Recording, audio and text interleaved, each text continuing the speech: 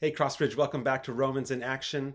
This week, we're not going to move on to chapter 9 yet. We're actually going to stay in chapter 8 because, like we said earlier, Romans 8 is such a rich chapter. We could actually spend several videos on this alone and still not even scratch the surface.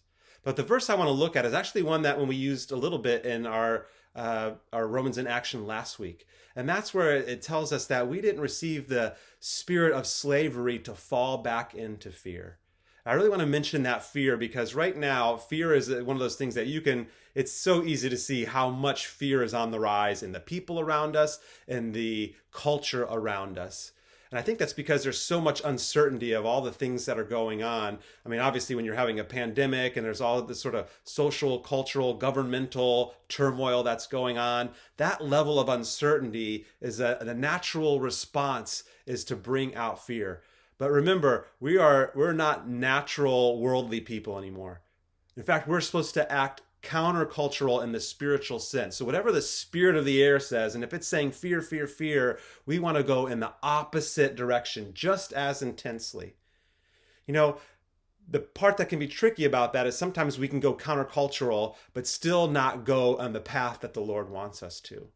So when we look at our social media and we see the headlines around us, and we say, okay, there's fear on the rise. Let me be bold and let me speak counter to that. Well, that can be an okay thing, but remember what the biblical opposite of fear is always love. It says perfect love casts out fear. We didn't receive this slavery spirit to fear. We have the spirit of adoption, the sort of the family love is always the opposite in the Bible. And so we need to be a people of filled with more love in this season. And I really want to go back to 1 Corinthians 13 and really highlight that. We need to rescue 1 Corinthians 13 from the Hallmark section of the store, right? Because it's used at weddings. It's a very beautiful poetic scripture. But because of that, we've lost some of the intense meaning that's actually there. Remember in there it says, if you have all knowledge and all faith, but you lack love, you've gained nothing.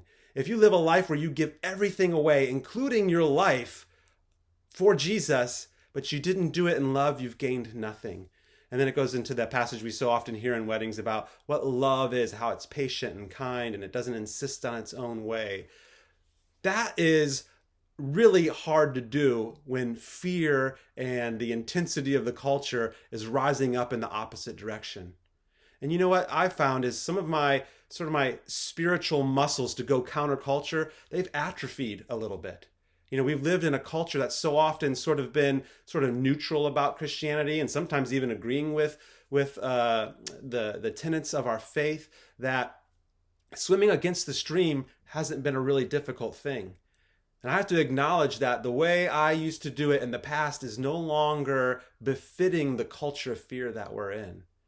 And so what do I need to do? You know, when you're on the treadmill and you've been on a walk for a long time, if it gets amped up to the jog pace, walking won't do it. I'm going to shoot off the back end if I don't increase my pace. And so Romans in Action this week is just the call to love more. It says the love of many will grow cold as the end of the age nears. And so in an opposite spirit of that, I need to be more an intensely loving person. And the only way I can do that is to rest in that spirit of adoption it talks about in Romans 8, to know my place with the Father, to keep my eyes off of the things that are going on around that might make me want to tend towards fear, and remember how I am loved. And when I know I am loved by the Father, then I can be filled with his love and love in return. So that's our call, is to pray for God, give us a heart of love as a church and as a people. We'll see you next week.